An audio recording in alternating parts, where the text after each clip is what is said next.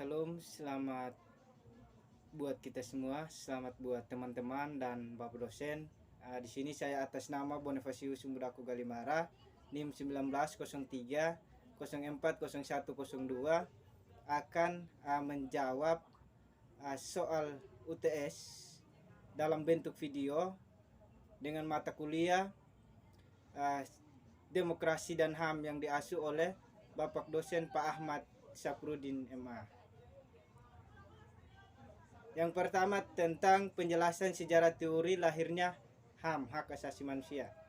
Sejarah perkembangan lahirnya teori hak asasi manusia di kalangan para ahli hukum terdapat 3 teori yang menjelaskan asal mula lahirnya pemikiran mengenai hak asasi manusia. Yang pertama itu teori hukum kodrat. Teori ini terlihat hak asasi lahir dari Tuhan sebagai bagian dari kodrat manusia.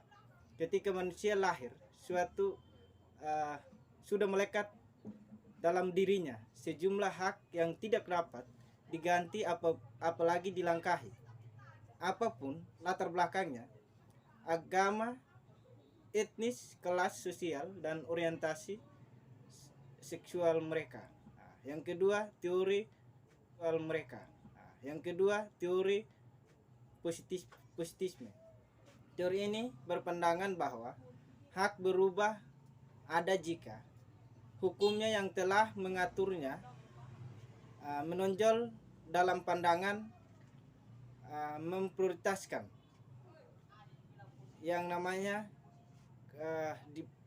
bakalan dan kehilangan hak-haknya. Yang berikutnya, teori keadilan. Teori ini berpandangan bahwa setiap individu mempunyai hak dan kebebasan yang sama, tetapi hak dan kebebasan tersebut dikerap tidak dinikmati secara sama.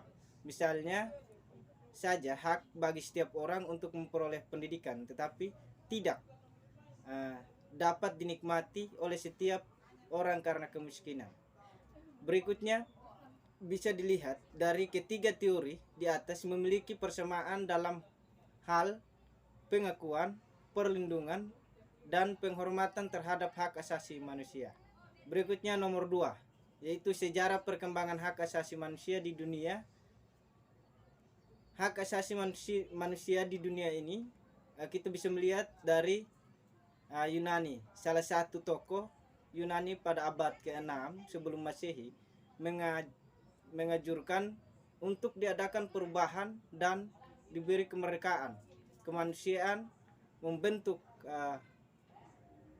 keadilan yang disebut Helisa dan majelis rakyat yang disebut dengan mengajurkan untuk diadakan perubahan dan diberi kemerdekaan kemanusiaan, membentuk keadilan yang disebut Helisa dan majelis rakyat yang disebut dengan Eklesia.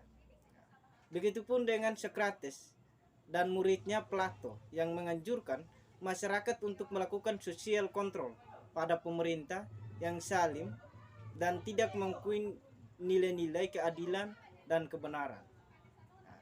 Menurut Socrates, tugas negara adalah menciptakan hukum yang harus dilakukan oleh para pemimpin yang dipilih secara saksama oleh rakyat. Sedangkan Socrates juga beranggapan bahwa negara itu dimaksud untuk kepentingan warga negara supaya mereka hidup baik dan bahagia. Berikutnya nomor 3, sejarah perkembangan HAM di Indonesia.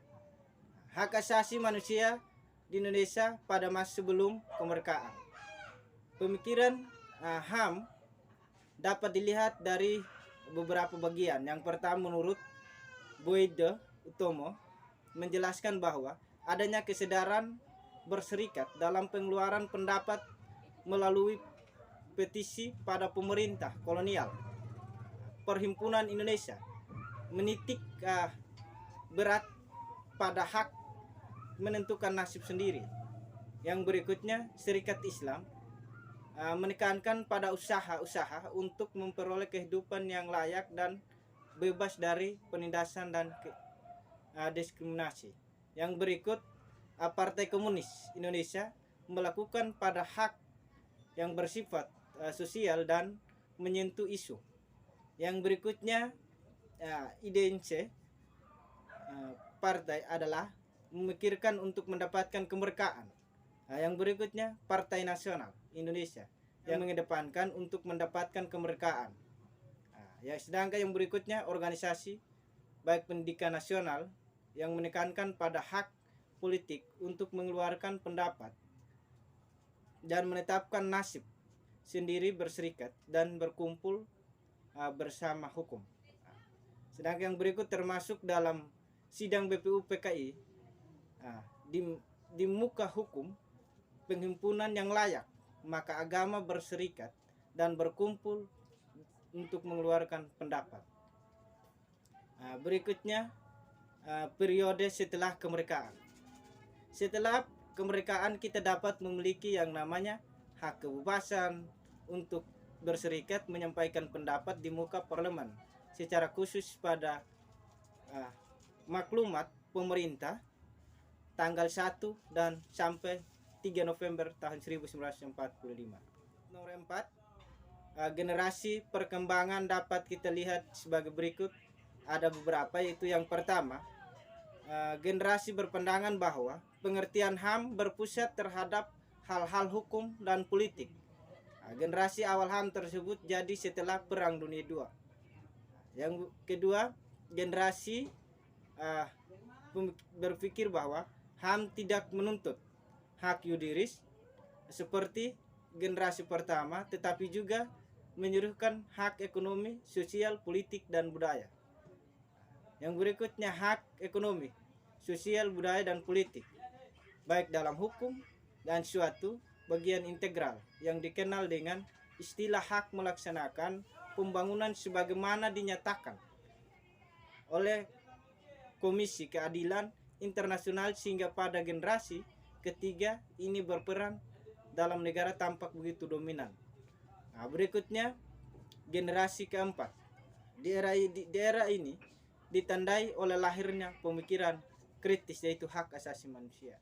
Sekian dan terima kasih atas jawaban UTS saya. Salam buat kita semua.